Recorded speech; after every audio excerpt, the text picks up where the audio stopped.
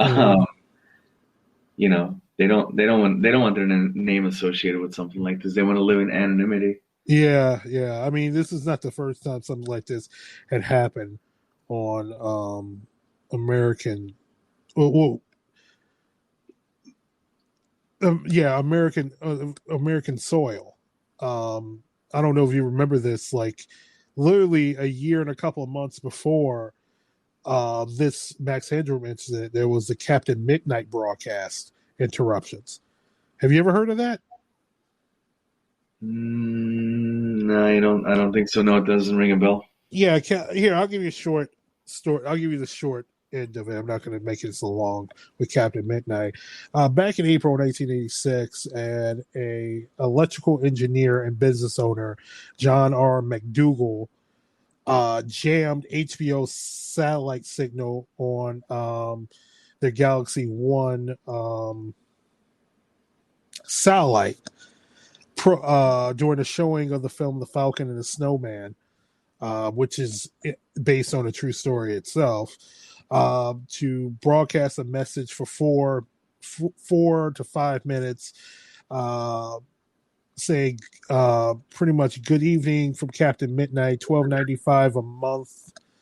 No way. Showtime movie channel, beware. This guy had been during the early years of like paid television, cable satellite television.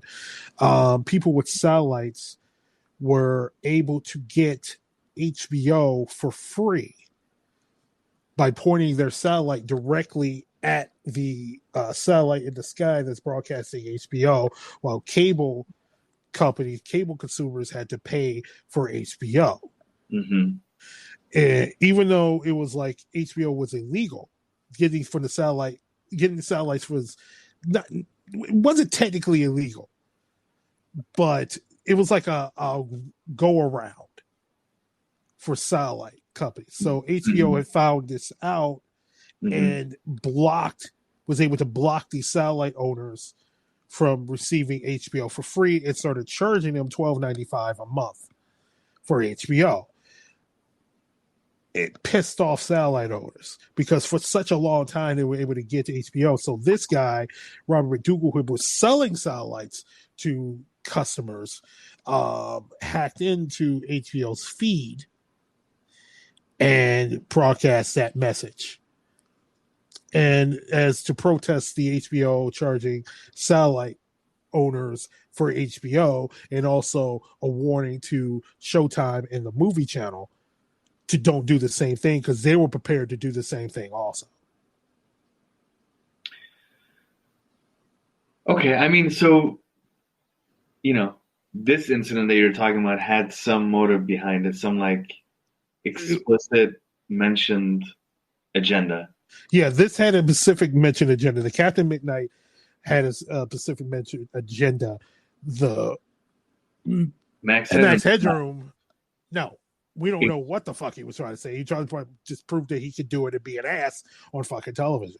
That's what I mean about like nobody coming forward. Like the Max Headroom guy is just like an agent of chaos. He just wanted to get in there and show that he could. Mm-hmm. Honestly, bro, like there's probably a fucking teenager who figured out how to hack into this thing and just like show off to his friends that he could. That's one possibility, because Reddit has really the people of Reddit really picked up the investigation on this. Yes, there was a couple of like Reddit like possibilities that Reddit users had picked up on. One theory that it was these two brothers that had said that there was a possibility they might do it, that they had talked about them doing something really big, and they thought that the person who wrote that thread thought that might have been it. There was another one of another guy who was dabbing in like transmissions and satellites, that he thought that maybe he might have done it. Mm-hmm. And they said it might have been with amateur equipment they were able to get. Let me see if I can find one of the Yeah, stories. because like the fact that the first broadcast didn't even have audio, Hmm. and the second broadcast did, but the first one didn't. Yeah, That makes me think it was an amateur job to begin with. yeah. Um, here's one popular contender. Um, a guy named Eric Foster, who's creator of the Shane St. John, a fictional model who was disfigured in a car accident and recreated her body from mannequin parts. Fans of Foyer's Shane St. John point to artistic similarities between his bizarre, campy videos and the hacker's surreal and disconcerting footage, notably the use of masks and unconvincing prosthetics. Those who knew Forster best, however, say the link is tenuous. His band are sure Forster had little to no experience with broadcast communications, and they don't think that he was in Chicago at the time of the hack. They do acknowledge that he would have been amused to be a subject of such rumors. Forster died in 2010 from internal bleeding, the result of a long battle with alcoholism. So they can't confirm or deny. That's one of the people that they consider. They thought it was a strong possibility that it might be the Max Headroom guy. There's a little of a problem between the amateur link to this, that the equipment that you would need to be able to hack in to a broadcast signal was not available to the general public at that time. I see. You would have to be a professional and working for a studio, and the studio would have to own that equipment. So that points to more of an inside job, someone who working for one, and that could be anyone. Someone's working for the CBS affiliate out here, WBBM or WMHQ, the NBC affiliate, or the what's the ABC affiliate out here? WLS. Yeah, WLS, ABC affiliate, or the WGN, or the WTTW, or WGBO. There was no Fox at the time. So yeah, it was a wonderful world. Yes, there was no Fox at the time. Sometimes. Or Okay. one of the public access channels out here. So if it's someone, a professional, an insider, A professional with professional equipment, that means that professional equipment had to be in a studio somewhere in the city of Chicago. but then why? Like, why risk your job and your career to do this thing that didn't even it wasn't a movement. You weren't like proposing any like political views. You weren't promoting yourself. Like, what was the point? Were you just trying to prove to the FCC that you could? A multitude of reasons. Probably think you could. You probably disgruntled, pissed off at WTTW or WGN or both. They could be crazy. They could. It could be a multitude of reasons. You know what else? They could have no reasons. They just did it. You know what else just popped into my head? What? You know, like the concept of the white hat hackers. Yeah. Like people that like break into a company or a system, and then they're hired by that company or system to like protect against hacking.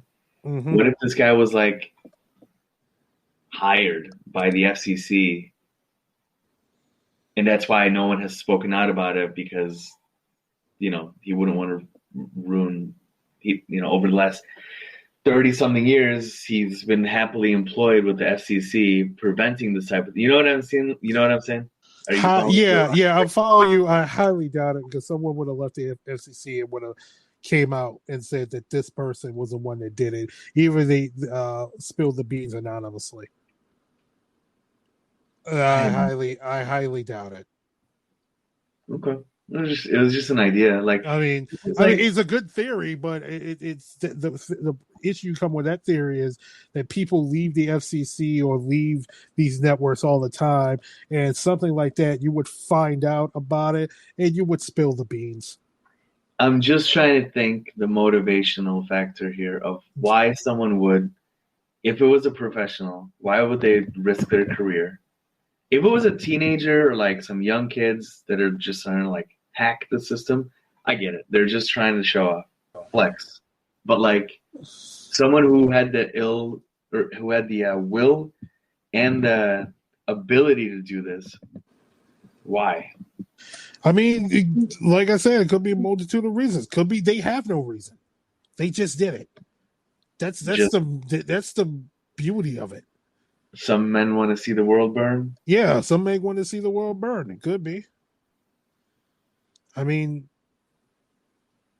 yeah, I mean, whenever for me, I have like a very investigative mind. My career field. right? Like, I work in risk, and like immediately my first question is why. Yeah. Like, what's the motivation? And then you could sort of figure out who it could be, but like, or like try to figure out or go down the path of figuring out who it could be. Mm-hmm. Like, no political agenda, no marketing, no self-promotion, self-grandizing, no nothing. Like, what's the purpose of the Max Headroom 20-second and then 2-minute interruption? Right. Other than, I think, like, other than like two possibilities. Right. Either someone did it to like prove that they could, mm-hmm. or someone did it to prove that it's possible, but like to get someone's attention. Right. And that's what sort of led me down that like white hat hacker theory. But my 2 cents. Yeah. My thing is with it is it could be one of those two possibilities that you say, or it could be they just did it to do it. I mean, there's certain things that people just do that you just don't know why they do it, and it could have no rhyme or no reason to it. They just did it, and they were successful at it, and they could chuckle to themselves, ha ha ha ha, ha, I did it. Yeah, the freaking troll before the age of the internet. Like, that's totally a could be that. Too. Yeah, no, absolutely. Like a troll just to say that he could. Mm-hmm. But yeah, fascinating. Yeah, and it's been like one of the major Chicago mysteries for all this time. Is like, God, what is it? Almost 35 years? It'll be 35 years in November. Yeah, in that NPR broadcast they did about this, like at the end they made sure to say like, who knows? You who's listening could be Max Headroom, but still keeping your silence. So like, the people that investigate this are still like very excited about somebody coming out one day and saying that it was them. Yeah, I mean, like the Jay Givens thing, I think this this is something that we could solve in our lifetimes. But like, more importantly, Jay Givens he was murdered by someone. This one, there's no statute of limitations on this. Well, no, excuse me. There's a statute of limitations on this. It's you're not going to jail. You're not going to get fined. Just going to be, you're probably going to get watched. It could be another thing. They could have committed other things that they they want nobody to figure out, but has a statute of limitations, doesn't have a statute of limitations on it, and they don't want to be investigated for those other things. I mean, it was clever. It was stupid. No, I think it's brilliant. Brilliant. Yeah, it was brilliant how they pulled this off. It was stupid what they did with their time. It's stupid what they did with their time, but it's brilliant that they did it in the first place. And let's just be honest, it's a victimless crime. Like no one was injured, hurt, defamed, demeaned. It was just... No, Chuck Swirsky was fucking demeaned. Chuck Skorsky, the fucking radio